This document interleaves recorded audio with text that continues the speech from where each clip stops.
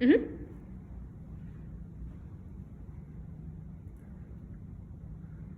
I was a typical high school kid. I hung out with my friends during school and after on weekends. I was involved with the sports world, and I was involved in my Jewish community.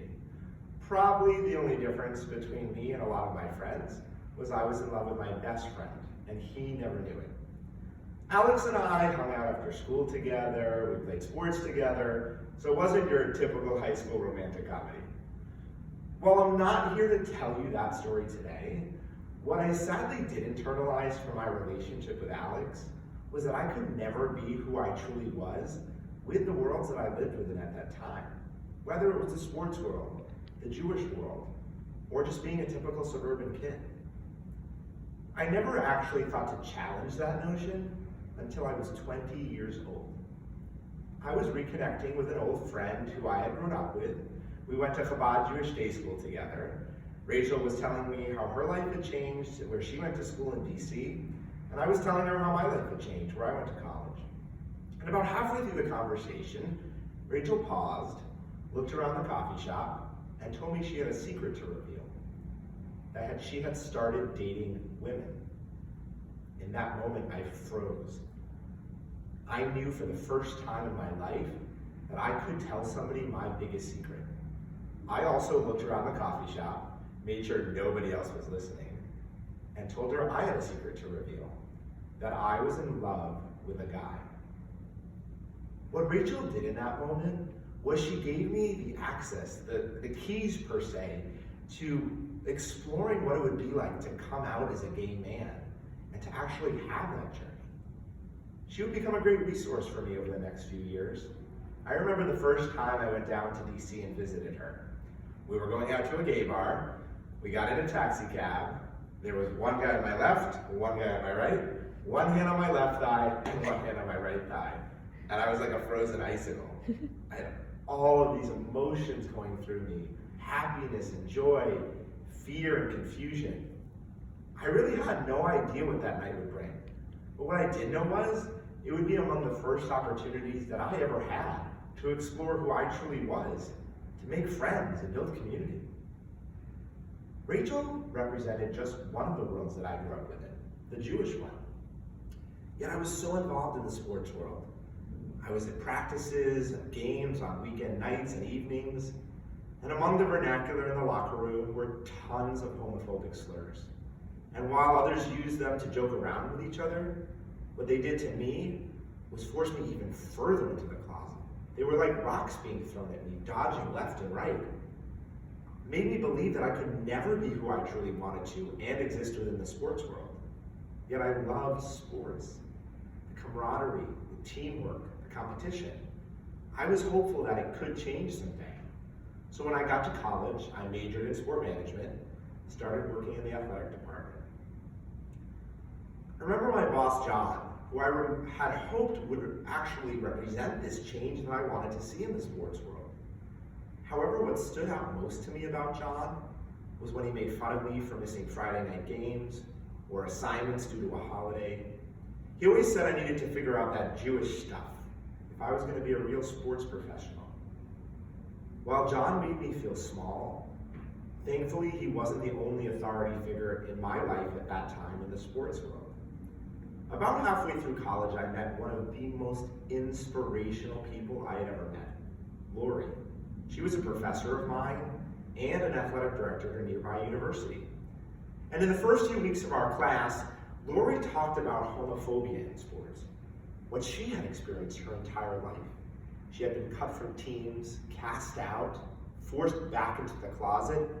It was like she was telling my story in front of the entire class. Yet somehow Lori persevered. She became a coach and an athletic director, showing up to games with her wife hand in hand and her children. Thankfully, our relationship continued as she became my thesis advisor. And while there was certainly academic merit to what we discussed, I remember the day that Lori turned to me. She said, "Ethan, I think you're actually homophobic against yourself, and that's what's stunting some of your progress in coming out." Homophobic against myself? What was she talking about? It was everybody else who didn't let me be who I really wanted to. What Lori would help show me was that I didn't need to perform anybody else's act or understanding of what it meant to be gay. Through my words or actions, I was good enough just the way I was. Lori gave me the access, the keys per se, to owning my own sense of myself and empowering my own sense of my self-being. Rachel and Lori gave me bits of momentum, but I really wasn't out to anybody else. I didn't have any gay friends or community to access and be a part of. I knew it existed, but I wasn't part of it. The only place I knew where to go next to try to access those parts was Hillel, the place where all of my friends actually were, where I spent tons of Friday nights. I had the opportunity to be part of several different organizations, and I knew that it was a welcoming and inclusive space. So as I talked to the Hillel director, Rabbi Saul, about what could potentially be a next step for me in my coming out, I asked him about this conference for queer Jewish college students. He said it was great, fantastic. He thought I should absolutely go. I said, Rabbi, I can't really afford to go. He pulled out his Hillel checkbook and he paid for my flight. I went down to DC. It was a conference Rachel had invited me to, and it changed my life. I met people who grew up like me, who struggled with similar things, who were both stereotypically gay and who were not stereotypically gay. And I came back to UMass with all of this momentum of really wanting to put myself out there. And as I was recapping with Rabbi Saul, he said, why don't you do it at Hillel? Give a talk about being gay and being Jewish. At Hillel, the place where everybody knew straight Ethan, including all my Orthodox friends, would they even accept me? He said not only would it be empowering for me, but that it could potentially help others who were living with closeted and hidden identities. And that's what got me, that I could help others. I gave that talk, and it was the starting point of so many amazing and magical things to me at the time, of really building true friends, of accessing gay community for the first time, dating, thinking about what was next in my life. As I left UMass, I was thinking about graduate school and where I wanted to be in the country geographically. What helped me make my decision was the location that I thought I could actually explore what it meant to be gay and so many other things. A brother, a son, an athlete, a Jew. For me, that place was Boston University. And of course, as I moved to Boston and wanted to explore so many new things, I thought Hillel would be a great place to start to do that. The UMass one was so empowering for me. I went in the doors, and as I tried to start a gay and Jewish organization, I got a few awkward stares, some people ignored me, but I thought, hey, maybe I was just new and they didn't really know what I was trying to do. We pushed through and put on a program and brought in the author of the book, God versus Gay. I remember going up to the Hillel rabbi director that night. I said, Rabbi, it would be really important for me if you would come up and hear what this author has to say. He turned to me. He said, yeah, I have some really interesting questions to ask those gay people about how they live their lives. I knew BU Hillel was not going to be what UMass Hillel was for me, and I would have to go elsewhere. And so I went out into Boston. I joined gay sports leagues where we were gay on the field and gay off the field. I started working for an organization that put on retreats for queer Jewish college students, similar to the one that had changed my life just a year ago. And as I was coming out of graduate school and deciding what I wanted to do with my life, I knew I wanted to work with college students, help change their life in the same way my life was changed. And as I was applying to jobs, there it was one day, the director of student life at Boston University Hillel. I passed by it at first, yet in the days and weeks to come, I could not get it off of my mind. What had thousands of other students experienced at BU if their lives were anything like mine? So I did some research, and through the grapevine, I heard there was a new director in town, and the Hillel was moving in a new direction, and that made me apply. I went to the interview, immediately outed myself as a gay man, and I was pleasantly surprised to hear that the new director wanted to build a place that was inclusive and welcoming. We talked about the cultural changes that needed to be made, as well as the financial ones, at a place that had been challenged for many years. So when he offered me the job, I took it. That first day, I walked up to the building, and I literally had the keys to this place that had rejected me. I found out a couple of interesting things those first few weeks. One was that the student hiring committee had vocally said they didn't want somebody like me hired.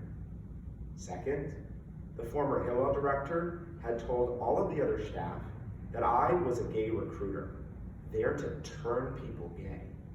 Like, that's not a thing. That's not how it works. Thankfully, the new director and I had opportunities to step forward. We invested in rebuilding partnerships that had dissipated. And I'm proud to say that today I work with some of the most caring and loving Hillel professionals that have helped bring BU Hillel so much vitality and liveliness.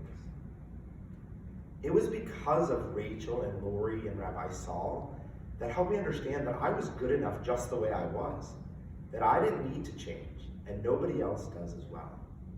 And it was because of the mentors that I met throughout my time at Hillel, and even because of several in this room today, that helped me see that everybody deserved the keys to the car. That it didn't matter what your skin color is, or if your parents' bank account is at a certain level, or if your sexual orientation or gender identity merge with everybody else's. We are good enough just the way we are. You see, we at Hillel have great power. The UMass Hillel experience was so powerful for me in a positive way. And the BU one was so powerful for me in a different way. We collectively meet with thousands of students every day. Imagine if we actually understood the long-term impact that our words and actions have on their lives. Whether it's a word of welcome, the approval of a program, or taking out a checkbook to help somebody get to a conference. Along with thousands of students, we have thousands of tasks on our to-do list. Yet, what if I wonder what it would be like if we were radically present. Because when students come to us for a flyer or a room request, we don't really know what else they're bringing to the table. We have no other option other than to be generous and curious. That's what my mentors brought to the table, and they never even knew that they changed my life. Sometimes we need to grab the keys off the wall, give access to so many others, get in the car with them, and start driving down the road to change. Thank you. Beautiful.